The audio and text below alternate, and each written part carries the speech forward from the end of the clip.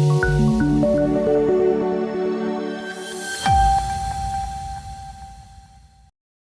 દર્શક મિત્રો, સમાચારની વાત કરવામાં આવે તો શ્રાવણ મહિનામાં સોમનાથ મંદિરમાં ધ્વજા પૂજન માટે ટ્રસ્ટ દ્વારા તૈયારીઓ શરૂ થઈ। શ્રાવણ મહિનામાં સોમનાથ મહાદેવના દર્શને લાખોની સંખ્યામાં ભાવિકો આવતા હોય છે અને મોટી સંખ્યામાં મહાદેવની પૂજા અર્ચના કરતા હોય છે। તેમાં પણ ભાવિકોની સૌથી પ્રિય પૂજા એટલે સોમનાથ મહાદેવની ધ્વજા પૂજા। 30 દિવસનો શ્રાવણ રૂપી શિવોત્સવ આવી રહ્યો હોય। મહાદેવની ધ્વજા પૂજા અગાઉના વર્ષો કરતાં વધુ નોંધાવાની સંભાવના છે, જેને લઈને ટ્રસ્ટે આગવી તૈયારીઓ કરી મોટી માત્રામાં ધ્વજા પૂજા થઈ શકે તેવી પૂરતી તૈયારીઓ કરી છે। ધ્વજા પૂજા ભક્તોનું કલ્યાણ કરવાની સાથે તેમના પિતૃઓને સદગતિ આપે છે। ધ્વજા પૂજા કરવાથી ભક્તની યશ, કીર્તિ અને આયુષ્યમાં વૃદ્ધિ થાય છે। ધ્વજા કેતુ સ્વરૂપ પણ માનવામાં આવે છે, જેથી જ્યોતિષ શાસ્ત્રની દ્રષ્ટિએ પણ ધ્વજા પૂજા અતિ મહત્વની અને પુણ્યદાયક માનવામાં આવે છે। સોમનાથ ટ્રસ્ટ દ્વારા ભગવાન સોમનાથજીના જે શિખર ઉપર ધ્વજા ચડાવવામાં આવે છે, આ ધ્વજાની ચોક્કસ એની ડિઝાઇન નક્કી કરી અને સ્થાનિક મહિલાઓ દ્વારા આ ધ્વજા તૈયાર કરવામાં આવે છે।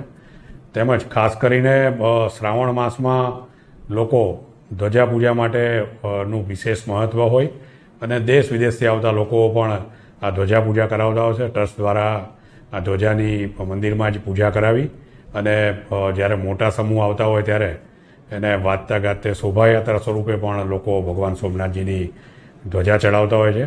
વિશેષમાં ટ્રસ્ટ દ્વારા એવી પણ વ્યવસ્થા ગોઠવવામાં છે, કોઈ જાતે પણ દોરી ખેંચી અને ધ્વજા ચડાવવા માગતા હોય તો એની વ્યવસ્થા પણ ટ્રસ્ટે ગોઠવી છે। આમ શાસ્ત્રોમાં એમ પણ કહેવામાં આવ્યું છે, ધ્વજાને શ્રેષ્ઠ પૂજા માનવામાં આવે છે, એટલે વિશેષ લોકો ધ્વજા પૂજા કરાવતા હોય છે। સોમનાથ મંદિરમાં ધ્વજા પૂજાનો સમય સવારે 7:30થી લઈને સાંજે 5:30 સુધીનો હોય છે, એટલે ગમે ત્યારે કોઈ માણસ આવી અને પોતે ધ્વજા પૂજા નોંધાવી ધ્વજા પૂજા કરી અને ભગવાનને ધ્વજા ચડાવી શકતા હોય છે, જેને કારણે વધુમાં વધુ લોકો ભગવાનને ધ્વજાની પૂજા કરવાનો અને ધ્વજા ચડાવવાનો લાભ લેતા હોય છે। સોમનાથ મહાદેવ મંદિરમાં આદિ જ્યોતિર્લિંગ સોમનાથ વિરાજે છે। સોમનાથ મંદિરની અંદર ધ્વજા ચડાવવાનું જ્યોતિષશાસ્ત્રની દ્રષ્ટિએ અને ધાર્મિક દ્રષ્ટિએ ઘણું મહત્વ છે। સોમનાથ દાદાને શિખર ઉપર ધ્વજારોપણ કરવાથી મનુષ્યના જીવનથી લઈને મૃત્યુ સુધીના જે કર્મ હોય એ કર્મના બંધનમાંથી મૃત્યુ પછી કર્મના બંધન પ્રમાણે ગતિ મળે છે। તો એ કર્મના બંધનમાંથી મુક્તિ આપવા માટે અને પિતૃઓના ઉદ્ધાર માટે ધ્વજા પૂજનનું મૂળ મહત્વ છે। જ્યોતિષ શાસ્ત્ર અનુસાર આપણા યુનિવર્સમાં બ્રહ્માંડમાં 9 ગ્રહો આવેલા છે। એ 9 ગ્રહોના આકાર છે। તો 9 ગ્રહોમાં કેતુ જે છે એનો આકાર છે એ ધ્વજા આકાર છે। તો જ્યોતિષ શાસ્ત્રની દ્રષ્ટિએ કેતુ છે એ આધ્યાત્મિક અને મુક્તિનું કારક છે।